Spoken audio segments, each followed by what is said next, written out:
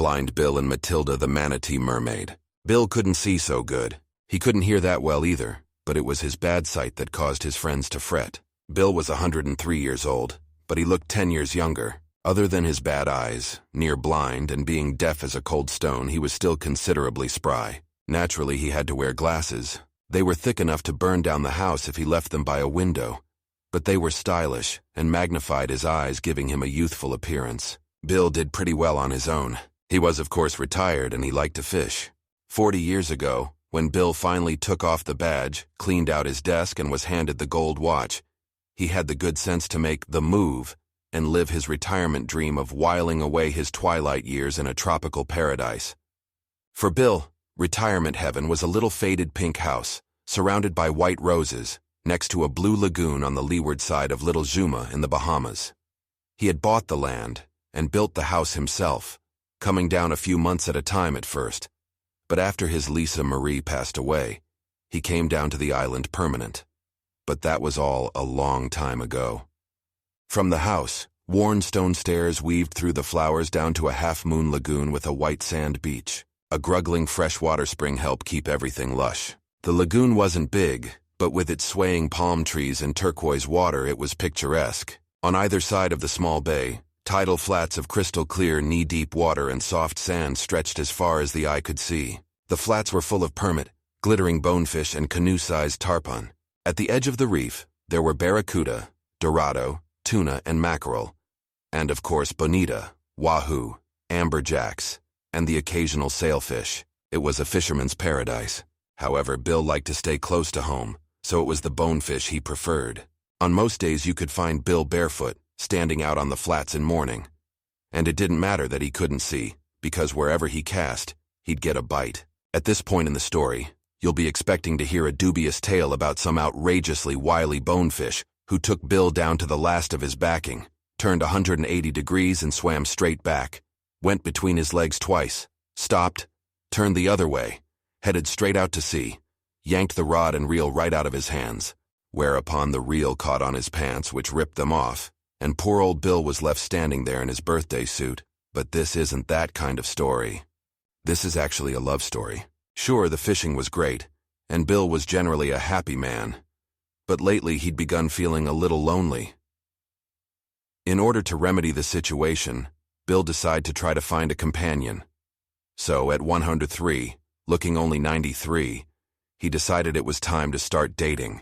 To get started, Bill thought it would be a good idea to spruce up his image to increase his desirability.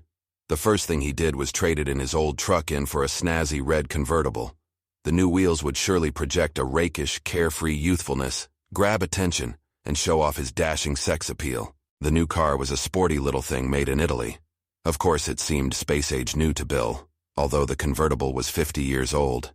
However, in the right light, the car did look 10 years newer. Unfortunately, due to his poor eyesight, Bill wasn't the best of drivers.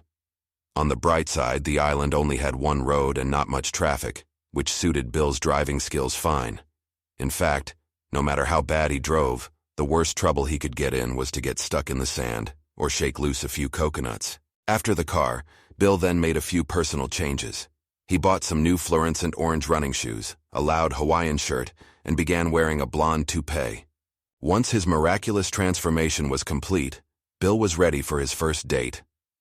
And in truth, with his beautiful little pink house, its blue lagoon, the convertible, and his sporty new look, Bill was a catch. The only thing missing were any prospects for romance. The island was small, and there weren't that many eligible women. Also, Bill was a little out of practice, rusty if you know what I mean. He was eager, though. So, as Bill sat in the kitchen, dressed to the nines, and contemplating where he might spend his Saturday night, he had the radio on full blast in hopes of hearing where he might find a happy hour stuffed with senoritas. Unfortunately, with his bad hearing, Bill didn't catch the blaring emergency alert warning of the approaching hurricane.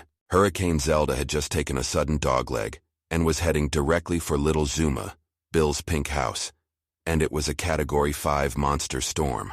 The island was going to get clobbered.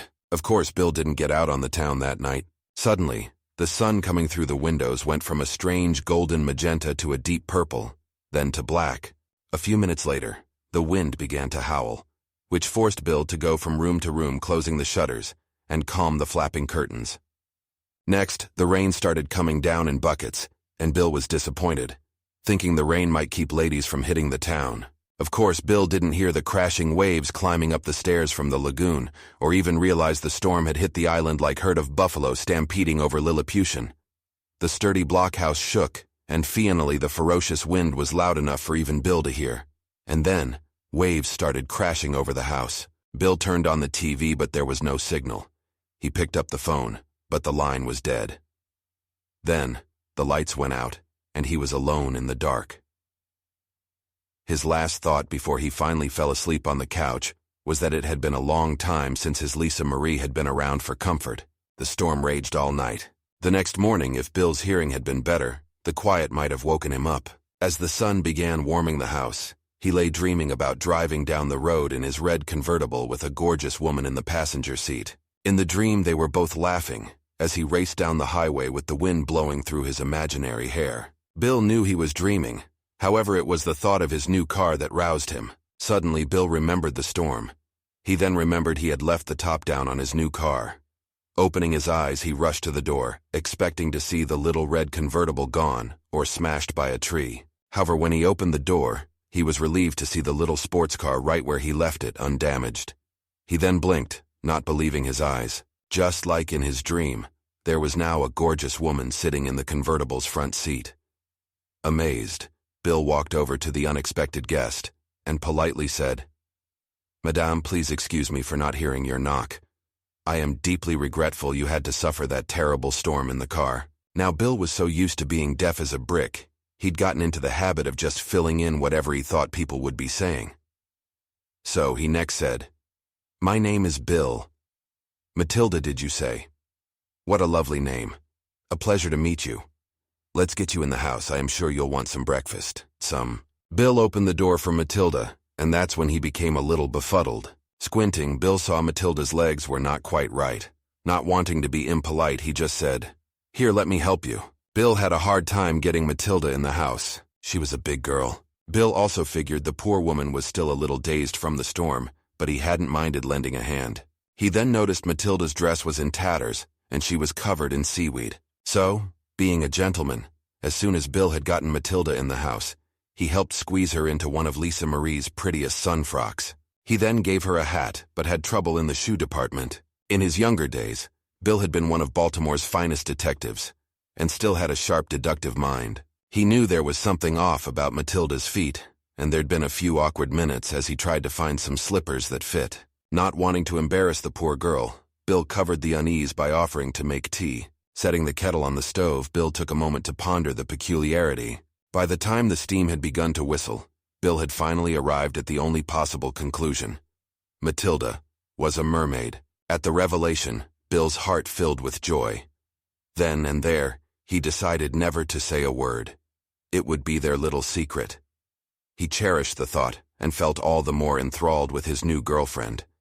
And even though it was technically their first date, Bill knew Matilda was a keeper. It didn't take long for Bill and Matilda settled into a happy home life.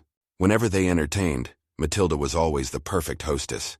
Sure, she did have a few little odd quirks. She ate sardines by the caseload, had some whisker issues, and preferred sleeping in the bathtub, but Bill didn't mind. He was in love.